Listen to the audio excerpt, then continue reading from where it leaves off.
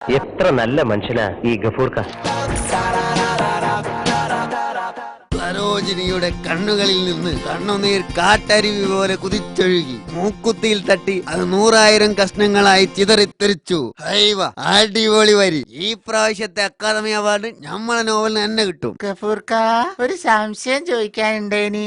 നശിപ്പിച്ച് എന്തെങ്കിലും ഒന്ന് ഭാവനെ കണ്ട് എഴുതാൻ തുടങ്ങുമ്പോഴേക്കും കേറി വന്നേക്കും. എന്റെ സൂറാബി, എന്നോട് ഇതും കുട്ടി 1544 പ്രാവശ്യമാണ് നമ്മൾ പറയണത് ഏതാനിരിക്കുമ്പോ നമ്മളെ ശല്യം ചെയ്യരുതെന്ന്. ഒരു സംശയം ചോദിക്കാനാ ഗഫൂർക്ക.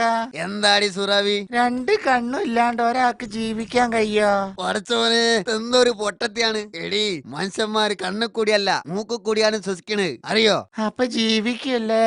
ശരി. വല്ലാത്തൊരു പഠിപ്പ് തന്നെ. അപ്പൊ നമ്മളെന്താണ് ഭാവന ചെയ്തത്? സരോജിനിയുടെ കണ്ണുനീർ. ഗഫൂർക്ക, ഒരു സംശയം. പിന്നെയും വന്ന് എന്താണ്ടി കുരുത്തം കെട്ടോളെ? കിഡ്നിന്ന് പറയണ സാധനം ഇല്ലെങ്കിൽ ജീവിക്കാൻ കഴിയോ? എന്റെ സൂറാവി, മനുഷ്യന്മാർക്ക് പഠിച്ചോൻ 2 കിഡ്നി തന്നിട്ടുണ്ട്. അതിൽ ഒന്ന് പോയാൽ അടുത്ത കൊണ്ട് കാര്യം നടക്കും. ഇനിയിപ്പോ 2ഉം പോയാലും വേറൊന്ന് വെച്ച് പിടിപ്പിക്കാൻ പറ്റും. അപ്പൊ കൊഴപ്പില്ലല്ലേ? ശരി. ഇനി ശല്യം ചെയ്യാൻ വരരുത്. ഗഫൂർക്ക, ഓലക്ക, എന്താടി ആറാൻ പറഞ്ഞോളെ? തലച്ചോറില്ലാതെ ഒരാൾക്ക് ജീവിക്കാൻ കഴിയോ? കഴിയും, പക്ഷെ ഒരാൾക്ക് മാത്രം. ആർക്കാണ്? ആനക്കെന്നെ സൈത്താനെ. ആനക്ക് തലച്ചോർന്ന് പറഞ്ഞ സാധനം മരുന്നിന് പോലില്ലല്ലോ. എന്നിട്ട് ഇങ്ങനെ മനസ്സിനെ സ്വീപ്പാക്കാനായിട്ട് ജീവിച്ചിരിക്കണില്ലേ?